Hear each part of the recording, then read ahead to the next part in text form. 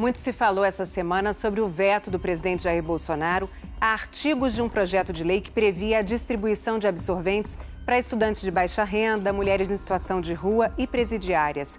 Depois de receber muitas críticas, o governo diz que agora vai trabalhar para viabilizar a medida.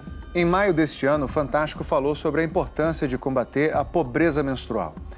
O que será que mudou na vida das personagens depois que a reportagem foi ao ar? Tudo fica inviável. Sair de casa, se sentar em qualquer lugar, até ir para a escola assistir uma aula. Tem 5 meses que a gente apresentou essa história no Fantástico. É tempo suficiente para enormes mudanças? O que dá para ser feito em 5 meses?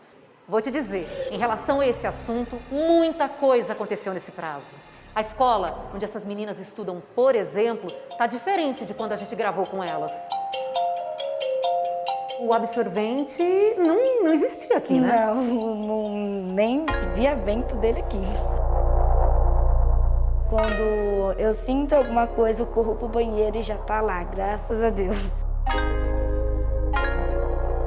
A gente teve uma pessoa que nos procurou, que assistiu a reportagem, e ela doou pra gente 1000 pacotes de absorventes para serem distribuídos para as nossas alunas. Em julho foi instituído um programa, que era um programa de cuidados com as estudantes das escolas municipais. E aí a gente recebeu uma verba para isso, recursos extraordinários para compra de itens de higiene. Você já chegou, por exemplo, a ter que ir embora? Porque, sei lá, sua calça ficou manchada e você estava desprevenida ali, não tinha? Já? Acho que foi umas 3 vezes já. Nossa. Agora não tem mais desculpa para ir para casa, porque além de a gente ter absorvente, temos lencinho também. Tem aluna que, quando está menstruada, deixa de ir à escola porque não tem dinheiro para comprar absorvente. Para isso, se dá o nome de pobreza menstrual. 1 em cada 4 jovens já faltou a aula por não poder comprar o absorvente. Que é a pobreza menstrual? Em primeiro lugar, é a falta de acesso a itens básicos de higiene durante a menstruação. Por falta de informação, por falta de dinheiro para comprar os absorventes. Quando pouco se falava sobre esse problema, essas meninas já corriam atrás de soluções para ele. Elas são da Girl Up, um movimento que conecta jovens para lutar pela igualdade de gênero. Elas também apareceram no Fantástico, contaram que por diversas vezes procuraram parlamentares para falar sobre isso. Em algumas situações nem eram recebidas. Mas o jogo virou de uns tempos para cá. A partir do momento que veio essa grande visibilidade, a coisa se inverteu. Especialmente vereadores de cidadezinhas aí pelo Brasil começaram a nos procurar. No âmbito estadual, a gente está com 15 projetos de lei e no âmbito municipal, perdemos a conta quando passamos dos 100. Propostas de âmbito federal ficaram na gaveta por um bom tempo. Projetos nacionais de distribuição gratuita de absorventes que existiam desde 2019 começaram a caminhar, de fato, nos últimos meses. Um deles é de Marília Arraes, deputada federal pelo PT. E a esse projeto foram anexadas propostas de outros 34 parlamentares de diversos partidos. O projeto prevê entrega de absorventes para alunas de baixa renda, mulheres em situação de rua e presidiárias, um total de quase 6 milhões de brasileiras. Foi aprovado em agosto pela Câmara dos Deputados, em setembro pelo Senado Federal.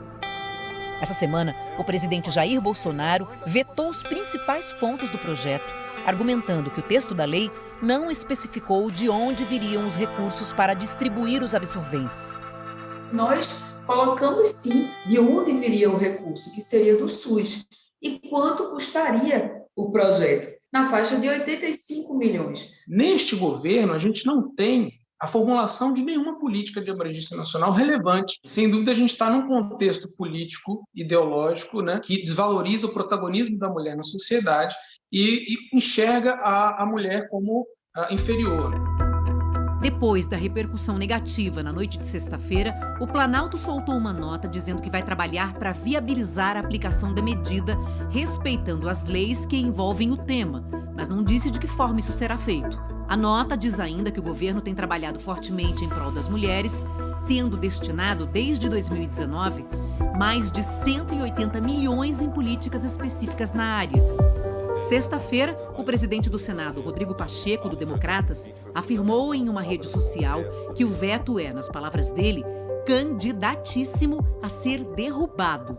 Eu tenho certeza de que a gente vai conseguir derrubar esse veto para que seja instituído esse programa. O custo para a distribuição de absorvente é muito menor, como toda ação de saúde preventiva, ele vai diminuir os custos no sistema de saúde. Nós estamos falando de uma política necessária para diminuir, por exemplo, a evasão escolar, mas também da possibilidade de infecções, de problemas de saúde decorrentes de um uso inadequado de outros produtos. E sabe de que jeito as pessoas improvisam na falta do absorvente? A gente mostrou na reportagem de 5 meses atrás. Já recebi mulheres que colocaram algodão, que colocaram miolo de pão, que colocaram coisas que acabam soltando fibras ou soltando pedaços. Aquilo pode causar uma infecção. Na ausência de um programa nacional, o que acontece é que os municípios e os estados, mas mais os municípios, precisam retirar os recursos próprios para implantar programas dessa natureza. Agora, tem gente que nem cargo político tem, mas está ajudando, e muito, a dar uma vida com mais dignidade para as mulheres. A Edicleia é um desses exemplos inesquecíveis. Lembra dela? Ela apareceu na reportagem do Fantástico. Ela é diretora de uma escola em Camaçari, na Bahia. E lá em 2014, quando ninguém nem falava essa expressão, pobreza menstrual, ela já distribuía absorvente para suas alunas. Quando essa questão ganhou visibilidade nacional, nós arrecadamos 10 mil pacotes de absorventes aqui no município. Edicleia seguiu inspirando, mesmo de longe. No seu estado mesmo, uma cidade que ela nunca visitou, Eunápolis, a 630 quilômetros de onde ela mora, vai distribuir produtos de higiene menstrual nas escolas. Eles fizeram até uma homenagem ao meu nome, colocaram o lei da professora Edicleia, e eu me senti honrada. O exemplo da professora Edicleia, a união das meninas de movimentos sociais, tá tudo aí prontinho para inspirar a sociedade, os políticos, todo mundo. É uma responsabilidade do poder público. A minha ação, ela tem uma limitação de atuação, cuidar da saúde da mulher na questão do seu ciclo menstrual. É investir na saúde dela a longo prazo. É um impacto para a educação, o impacto para a educação é impacto na renda futura. Nós não estamos falando exclusivamente de impacto para essas meninas, a gente está falando de impacto para a nação.